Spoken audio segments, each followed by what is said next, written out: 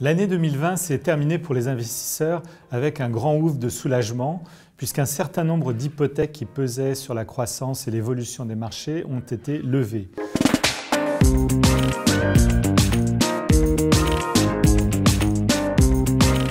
Tout d'abord, on a eu un accord entre démocrates et républicains aux États-Unis pour un plan de soutien massif à l'économie.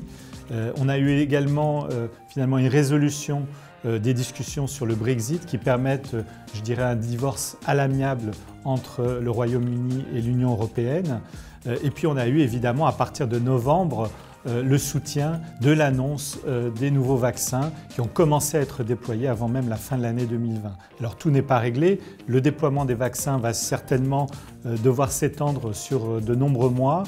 donc on va avoir encore quelques semaines d'incertitude, mais globalement on finit l'année 2020 sur un bilan tout à fait honorable pour les marchés d'actions, en hausse de plus de 15% au niveau mondial et presque à l'équilibre au niveau européen.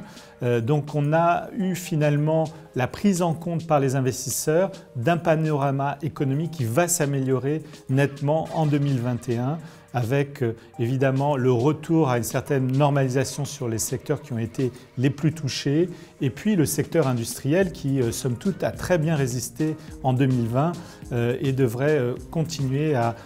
bénéficier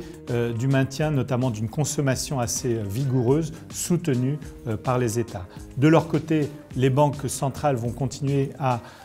déployer leur arsenal et à inonder le marché de liquidités pour maintenir les taux d'intérêt à un niveau très bas. Et donc ça, c'est favorable aux actifs risqués, aux actions en particulier et plus particulièrement sûrement au premier semestre aux valeurs les plus cycliques.